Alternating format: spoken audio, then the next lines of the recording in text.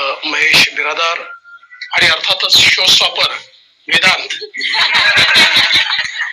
आणि उपस्थित सर्व माझ्या वैश्विक मराठी परिवारातील सर्व भगिनी आणि बंधूंनो, आज खरोखर मला हे लक्षातच आलं नाही की मी ज्युरिकला उतरलो की पुण्याला.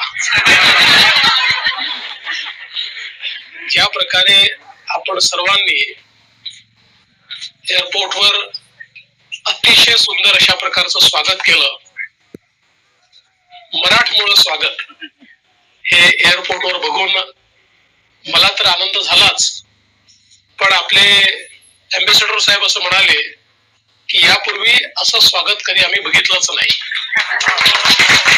ही पावती बृहन महाराष्ट्र मंडळ स्वित्झर्लंडला दिलेली त्यांची पावती होती आणि मला असं वाटतं की हा